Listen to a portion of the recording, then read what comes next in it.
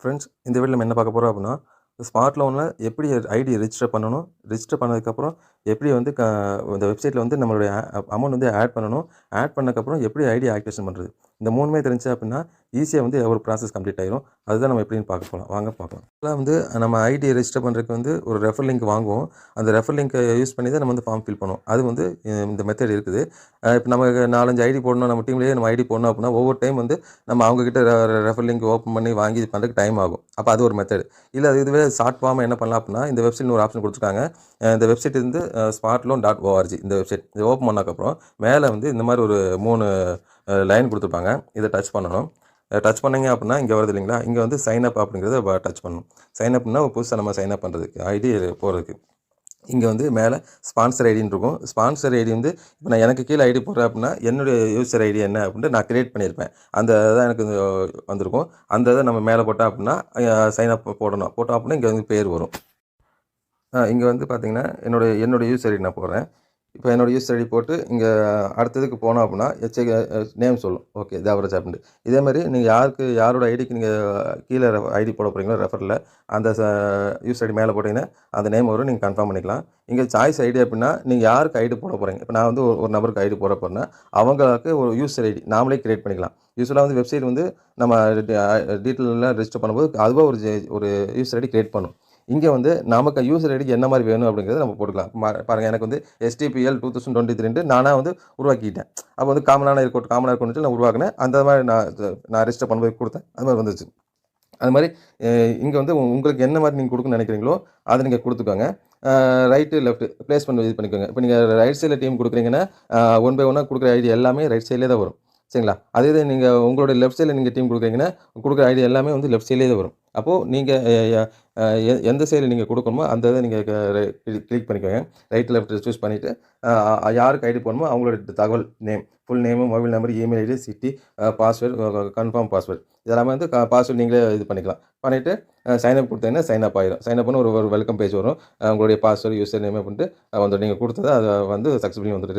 Register ID வந்துரும். அதுக்கப்புறம் நம்ம ஐடியா ஆக்டிவேஷன் பண்ணணும். அதுக்கு வந்து ஃபண்ட் ஆட் பண்ணணும். இப்போ வந்து ரெஜிஸ்டர் பண்ணியாச்சு. அந்த யூசர் ஐடிக்கு வந்து நம்ம வந்து ஐடி ஆக்டிவேட் பண்ணோம் அப்படின்னா, நம்மளுடைய யூசர் ஐடி போட்டு நம்ம லாகின் பண்ணணும். சரிங்களா? இப்போ ஆல்ரெடி வந்து ஆக்டிவேட்ல இருக்கும் இல்லையா? நம்ம ஐடி வந்து நம்ம லாகின் பண்ணணும். என்னோட யூசர் ஐடி பாஸ்வேர்ட் போட்டு நான் ஓப்பன் பண்ணிட்டேன். இப்போ போனோனே வந்து இந்த லெஃப்ட் சைட்ல மேல ஒரு 3 கோடு இருக்கும். அத நான் டச் பண்றேன். டச் பண்ணா இந்த மாரி மெனு பார் வரும். இந்த மெனு பார்ல வந்து ஃபண்டுங்கிற இடத்துல வந்து டச் பண்ணோம் அப்படின்னா, ஆட் ஃபண்ட் அப்படின்னு வரும். அது QR, UPIன்னு வரும். நீங்க டச் பண்ணணும்.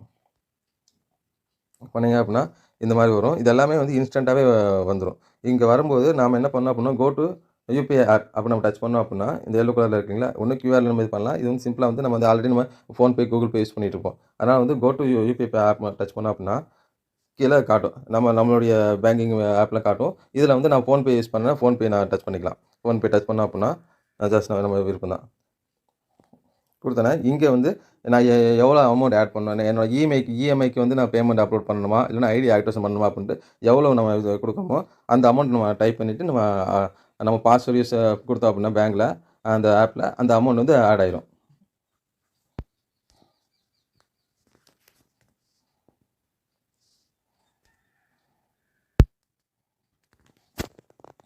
இப்ப இந்த ஃபோன்பேக்கு வந்துருச்சு. ஃபோன்பேல வந்து நம்ம பாஸ்வேர்ட்லாம் போட்டு மேல வந்து கம்பெனி பேர் வரும். இங்க வந்து என்ன அமௌண்ட். இப்ப நான் ஒரு ஐடி ஆக்டிவேட் பண்ணேன் அப்படின்னா ரூ. 1600 போட்டுட்டு, இங்க நான் ப்ரொசீட் டூ பே குடுத்து நம்ம பாஸ்வேர்ட் குடுத்தோம் அப்படின்னா, பணம் சென்ட் ஆயிரும்.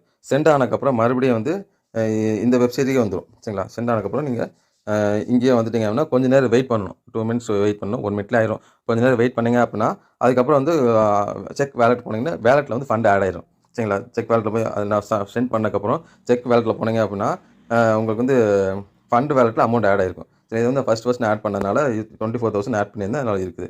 இங்க டேஷ்போர்ட்ல போனீங்க அப்படின்னா, அந்த ஃபண்ட் வந்து ஆட் ஆயிருக்கும். சரிங்களா? இந்த ஃபண்ட் இங்க வந்து ஃபண்ட் வாலெட்ங்கிறது ஆட் ஆயிருக்கும். இப்போ என்ட்ட வந்து ரூ. 3,500 இருக்கு. சரிங்களா? இந்த மாரி. இப்போ இந்த 3,500 என்ட்ட இருக்குது. இப்போ ஐடி ஆக்டிவேஷன் எப்படி பண்ணணும் அப்படின்னு பார்த்தோம் அப்படின்னா, இங்கேயே வந்து ஆக்டிவேஷன் அப்படின்னு இருக்கும். இத நாங்க டச் பண்றோம். டச் பண்ணீங்க அப்படின்னா, இந்த மாரி வரும். இங்க வந்து நம்ம ஒரு ரிஜிஸ்டர் பண்ணிட்டோம். ஃபண்ட் ஆட் பண்ணிட்டோம். இப்போ வந்து ஒரு ஐடி ஆக்டிவேஷன் பண்ண போறோம். இது குடுத்துட்டு வெரிஃபை குடுத்தோம் அப்படின்னா, நம்ம போட்ட நேம் வரும். ஓகே வந்துச்சு அப்படின்னா, இங்க வந்து பேமெண்ட் பை இங்க நான் செலக்ட் பண்ணணும். ஃபண்ட் வாலெட் ஆல்ரெடி அமௌண்ட் இருந்துச்சு. ஆட் பண்ணி அமௌண்ட் வந்துச்சு. இப்போ வந்து நெக்ஸ்ட் குடுத்தோம் அப்படின்னா, ஓகே ஆயிரும். ஐடி ஆக்டிவேஷன் ஆயிருச்சு. இப்போ வந்து நீங்க அந்த ஐடி போய் பார்த்தீங்கன்னா, உடனே ஆக்டிவேஷன் ஆயிரும். இது வந்து 1 நிமிஷம் தான் ஆகும். நம்ம ஃபண்ட் வாலெட்ல வந்து நம்ம ஃபண்ட் வச்சிருந்தோம் அப்டின்னா, ஐடி ஆயிரும். ஒருவேள ஃபண்ட் வாலெட்ல வந்து நம்ம வந்து இன்கம் வாலெட் நம்ம பைனரி இந்த இன்கம்லாம் இருக்கு அப்டின்னா, அத வந்து நம்ம ட்ரான்ஸ்ஃபர் பண்ணிக்கலாம். இந்த அம் ஃபண்ட்ல போனீங்க அப்டின்னா, வாலெட் டூ ஃபண்ட் ட்ரான்ஸ்ஃபர் இருக்கு இல்லையா? இப்ப இங்க வந்து நம்மளுக்கு இன்கம் வாலெட் எதா இருந்துச்சு அப்டின்னா, அத வந்து ட்ரான்ஸ்ஃபர் பண்ணிக்கலாம். ட்ரான்ஸ்ஃபர் பண்ணிட்டு நம்ம ஐடி ஆக்டிவேஷன் பண்ணிக்கலாம். அந்த இதுக்கும் யூஸ் பண்ணிக்கலாம். இதில பாருங்க, டூ வாலெட்லேருந்து ஃபண்ட் வாலெட்டுக்கு ட்ரான்ஸ்ஃபர் பண்ணணும். ஃபண்ட் வாலெட்ல வந்துட்டு நம்ம வந்து ஐடி ஆக்டிவேஷன் பண்ணலாம். ஐடி ஆக்டிவேஷன் வந்து ஃபண்ட் வாலெட்லேருந்து தான் பண்ண முடியும். அதனால வந்து நம்மளுடைய இன்கம் வாலெட்ல இருக்கும். நம்ம பைனரி இன்கம்லாம் வந்து டூ வாலெட்ல தான் இருக்கும். அதனால பார்த்தீங்கன்னா, இந்த டூ வாலெட் மேல இருக்குது. அதாவது ஃபண்ட் வாலெட். இதில கொண்டு வந்தோம் அப்டின்னா, என்னுடைய ரூ. 1750 வாலெட்ல இருக்குது. அந்த வாலெட்ல வந்து நீங்க எவ்வளோ அமௌண்ட் வேணுமோ அத டைப் பண்ணிட்டு சப்மிட் குடுத்தோம் அப்டின்னா, ஃபண்ட் வாலெட்டுக்கு ட்ரான்ஸ்ஃபர் ஆயிரும். அதுக்கப்புறம் ஃபண்ட் வாலெட்ல வந்து எவ்வளோ அமௌண்ட் இருக்கோ அத வந்து வித்ட்ரா பண்ணிக்கலாம்.